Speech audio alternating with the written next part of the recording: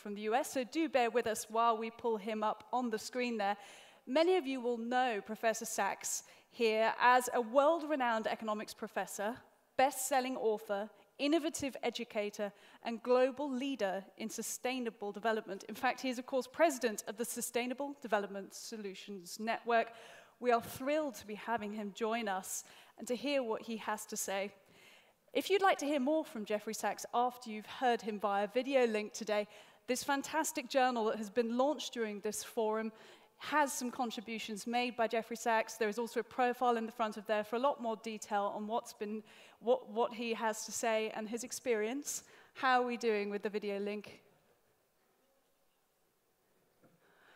While we wait for him to come up, I will give him a bit more of an introduction then. Professor Sachs is widely recognized for bold and effective strategies to address complex challenges, including debt crises, hyperinflation, the transition from central planning to market economies, the control of AIDS, malaria, and other diseases, the escape from extreme poverty, and the battle against human-induced climate change. So some serious things that he's been tackling throughout his career.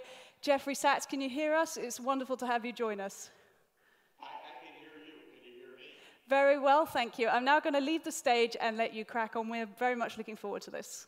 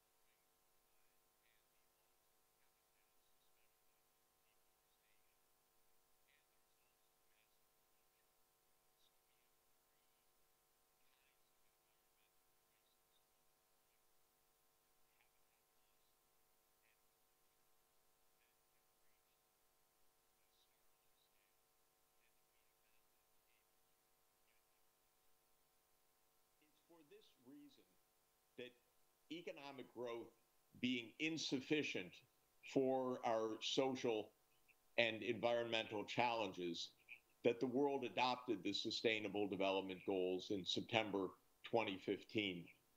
These 17 goals aim to address all three of the pillars of sustainable development.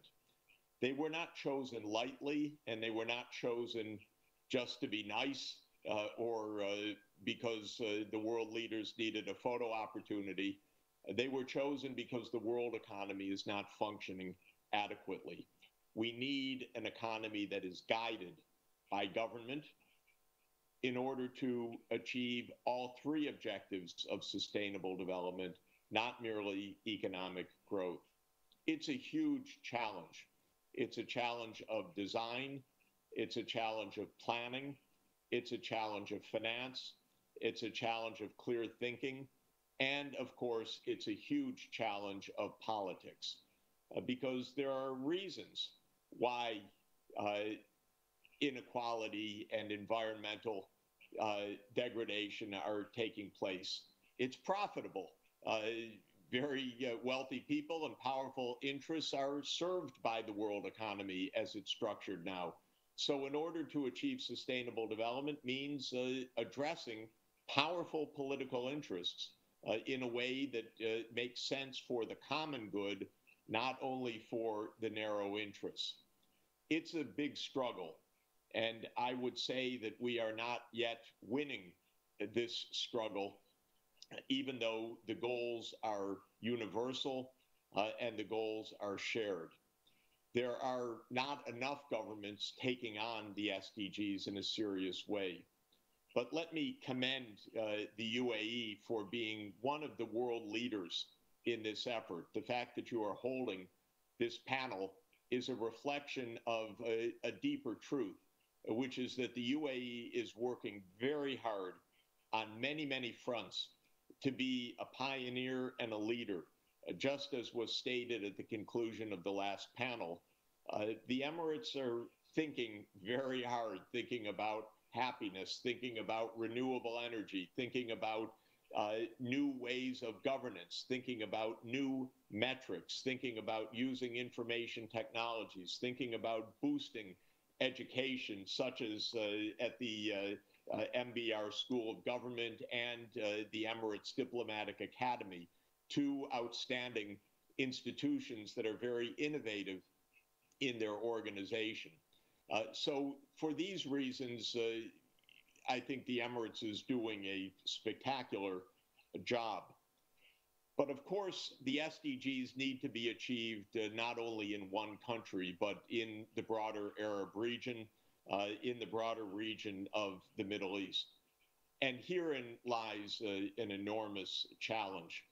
Your region is extraordinarily diverse.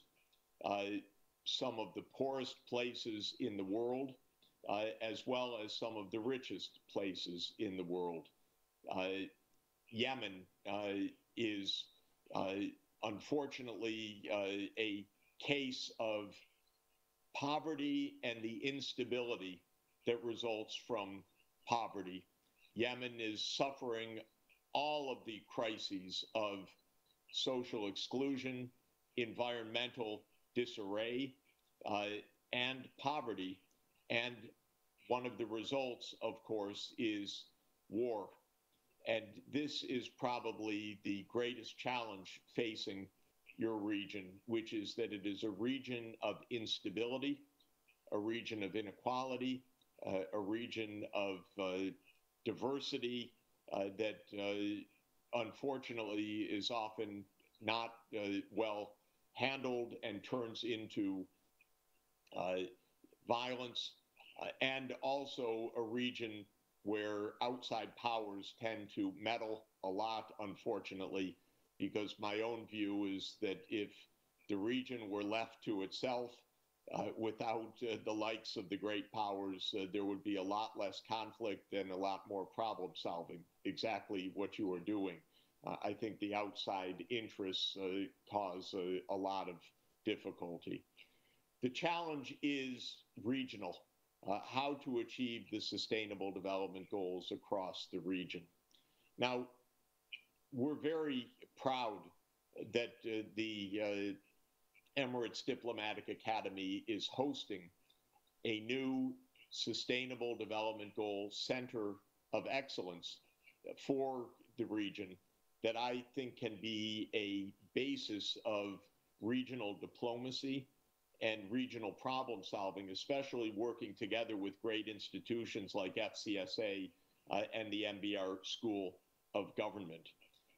By bringing in other countries to brainstorm, to learn how to plan, to learn how to make SDG-based strategies, I think a tremendous amount can be accomplished.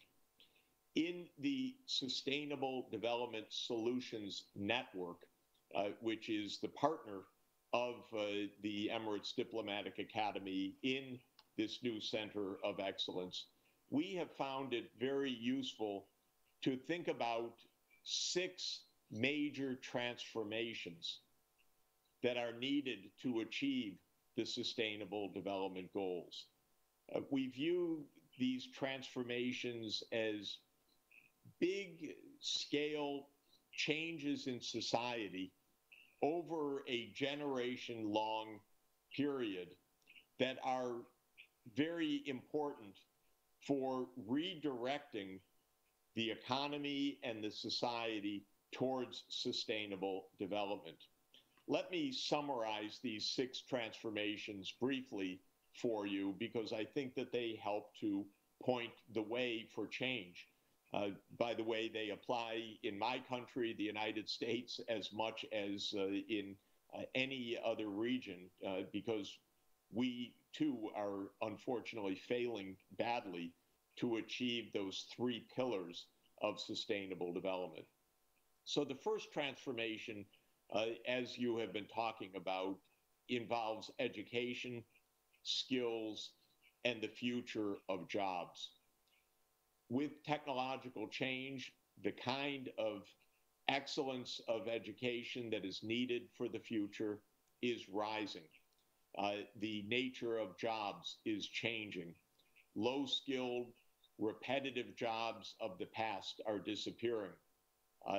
Mining, manufacturing, business services are becoming considerably more capital intensive, with the fewer jobs, more automation, more robotics, more expert systems, more information-based services and information technology-based production systems.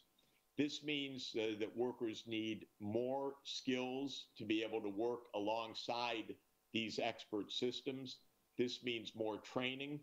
It means more higher education. It means more specific vocational skills for an information-based economy.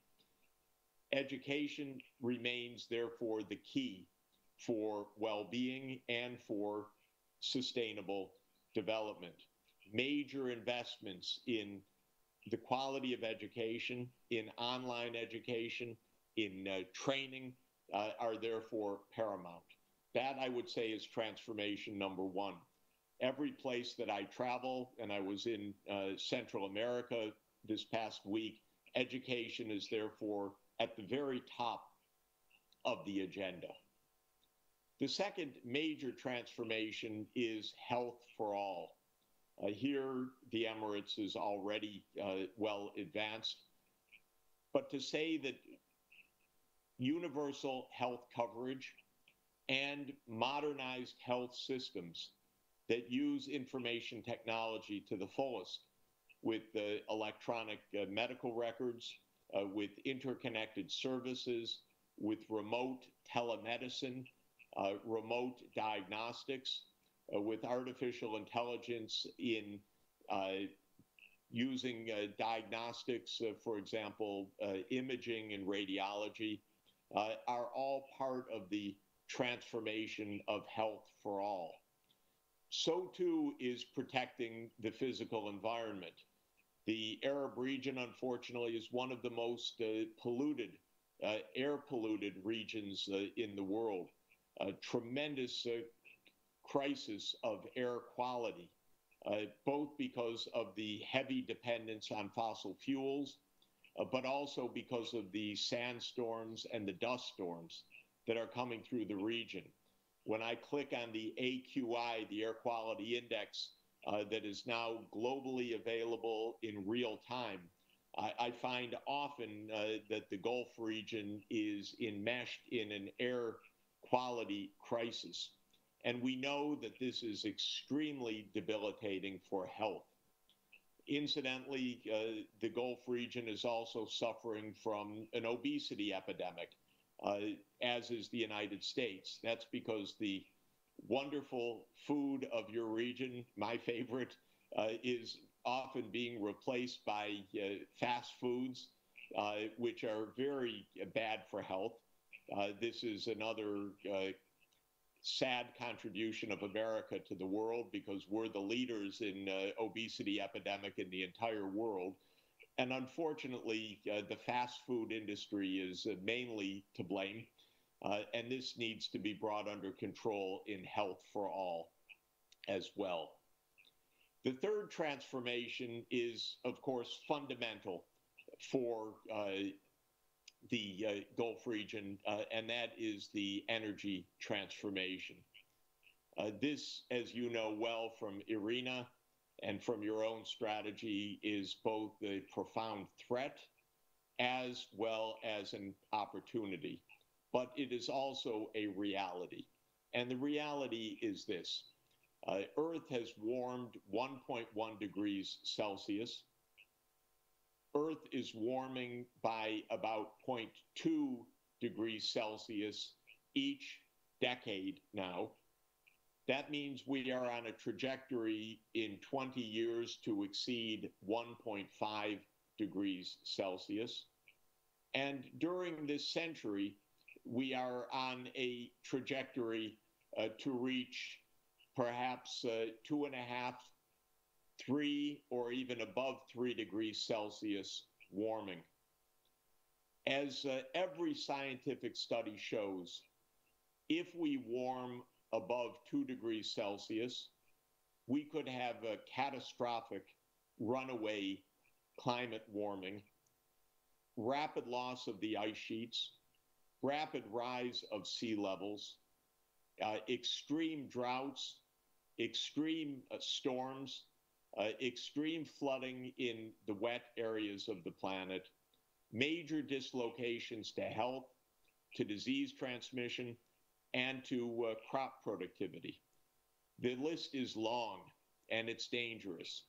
We need to get global warming under control. And overwhelmingly, this means one thing. It means the decarbonization of the world energy system. And this is very difficult for the Gulf region, because the Gulf is the center of the oil and gas reserves of the world and of the oil and gas industry. And so the transformation is a huge and deep one. And I would not in any way want to underestimate the challenges involved. At the same time, however, the Gulf is uniquely blessed with solar energy and also wind energy in some places. And so the chance to become a renewable energy superpower is very, very great. And of course, throughout the Gulf, there are large-scale renewable energy projects being undertaken, the world's largest solar farms, large wind farms, new technologies being introduced in Masdar and with the promotion of IRENA. And so there is a fantastic opportunity for the Gulf to realize its potential in renewable energy. Will require long-distance transmission of renewable energy. And here I would emphasize the role that China is playing in its leadership in long-distance global energy interconnection. So I hope that the Gulf will work together with China on the idea of GEI, Global Energy Interconnection, as a key strategy to connect the wonderful renewable energy of the region to the world. My own belief is that the Gulf should be providing the bulk of the remaining fossil fuel, especially hydrocarbon needs for the world during the transition away from hydrocarbons by the middle of the century. That will require peace and trust in the region, but this is a complex transition ahead where the Gulf region should remain the bulwark of the global fossil fuel economy, but also be phasing out the fossil fuel economy decisively. Incidentally, if you listen to the United States, if you listen to Donald Trump, you'll hear the message that the fossil fuel industry is going to remain, and it's going to remain strong, and it's going to remain large. This is a false message. It is unfortunately an attempt to sustain the 20th century, but we are in the 21st century. Decarbonization is real, it is dramatic, and it will go ahead. So leading in that is essential. Pretending that it's not happening, as in Donald Trump's administration, is only a delay of the reality. Very misguided, but unlikely in any way to change the real direction of events. The fourth transformation that we need is to sustainable agriculture. Sustainable in terms of land use, biodiversity, use of chemicals, and especially for your region, the use of fresh water. We need dramatic water efficiency. Desalinization, of course, will play a major role. But all over the region, surface waters and surface lakes are disappearing. Sandstorms and dust storms are becoming intense. And I've experienced some of those. They're very frightening. They can close the schools and the economy for several days. They are very bad for public health. And so finding sustainable agriculture is critical. And here again, science and technology will be essential for more efficient agriculture. But again, this is an area that is shared across the Middle East, the Mediterranean, and Western Asia, and where your countries, the Gulf countries, Iran, and the Mediterranean countries have a common interest, not a divided interest, and need to work together scientifically on sustainable land use and especially sustainable water management. The fifth great transformation is urbanization and sustainable cities. We are an urban world. We were 50 years ago still a rural world. But now the vast proportion of populations in the Gulf region are in urban areas, and the world as a whole is estimated at 55% urban, on its way to 70% urban by the middle of the century. I bet it will be 80% urban, because the technological changes underway also favor the urban areas and also lead to an accelerated mechanization of agriculture. Farms can now produce almost without farmers on them. Mining areas can produce almost without miners in them because of autonomous mining and autonomous vehicles and autonomous transport. And so urbanization, I believe, will be the dominant theme. Fortunately, the Emirates has wonderful urban expertise and urban design, but I think making livable, pleasant cities not dependent on the automobile, dependent on mass transport, dependent on densely settled populations, dependent on high quality services, dependent on green areas is really essential. And this is a challenge that will face the entire Arab region. The sixth transformation that I would emphasize is in the deployment of information and communications technologies, exactly what we are doing this morning. I'm so happy to be sitting in my kitchen in New York, able to join you in your important meeting very routinely. And this, of course, is the wonder of the information and communications technology age. We're entering even a new phase of that ICT era with the advent of 5G technologies and with the advent of artificial intelligence. We need to deploy these technologies wisely and well. Leaders in 5G and in artificial intelligence will find world markets and world applications. Incidentally, the US fight against Chinese technology is mainly because China is ahead in 5G technology, not because China is doing anything evil or perfidious in this, but rather because China is doing a very good job. Huawei and others are an excellent company. The US is trying to fight this, say, don't use that technology. But that's really, I would say, more on competition than anything else. The US fell behind in these areas.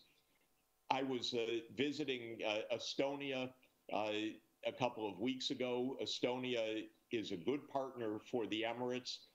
Estonia is a small population, very much committed to putting information technology at the center of good governance, health, education, economic transformation. And the Estonian IT model is also showing that Estonia is gaining its international competitiveness by selling high-quality IT services around the world as well. So I think that the Emirates is very well placed to be a leader in 5G, to be a rapid developer of artificial intelligence, to put governance online for public services, for e-payments. We will be eliminating almost all use of cash in the future. Tax policies, regulatory policies, transfer policies, healthcare access, education will all be integrated online. And this transformation is therefore also essential to the Sustainable Development Goals. It's a big agenda. It's not a simple agenda, but I think it's a very important one. The Emirates plays a unique role in the regional economy and a key role in the world economy. You are a major center of excellence, an entrepot economy, a trading center, a center that needs to be open to all its neighborhood, like Hong Kong, Singapore, the Emirates. I was in Panama last week aspiring to play the same role. You have a fantastic opportunity to lead on sustainable development. That's why we view the Emirates as the absolutely logical place for putting the SDG Center of Excellence for the Arab region and the Emirates Diplomatic Academy as the great institution to be the host of that. I know from all of the work we're doing with the Minister Ohud on happiness and well-being, with the FCSA on quality metrics, on the MBR School of Government, on training excellent political leaders and civil servants for the future, that you are on your way to success. And I want to thank you for that. Your success will be a world success, because what is happening in the Emirates is taken on board widely around the world. So all kudos to you, and thank you very much for the close partnership with the Sustainable Development Solutions Network. and thank you for letting me share these thoughts with you today. All the best. Thank you very much, Professor Sachs, for joining us from his kitchen in New York, which I think it's now about 5:36 in the morning, so thank you very much. We'll let you get on and start your day. Now, the Mohammed bin Rashid School of Government would like to invite you to join them for the workshops that is going to close this forum. Just to quickly run over those, as you will see in your agendas, in here on the main stage, there is going to be a leadership club discussion. That's going to be in Arabic. Again, there are translation services available for Arabic, English via the headsets. You will also notice on the agenda there is a policy council meeting taking place, but that is a closed session. So unless you've prearranged to be in that, you won't be able to enter that one. However, there are 2 other workshops that are open, and they are on a first-come, first-served basis. So you want to get there quickly to secure your spot. Workshop 4 is going to have a few academics presenting their papers they've submitted on accelerating the SDGs. They're going to present them to you and make them open to discussion. Workshop 5 will provide practical advice on training on learning as a personal responsibility. So workshop 4 and 5 are open to you now.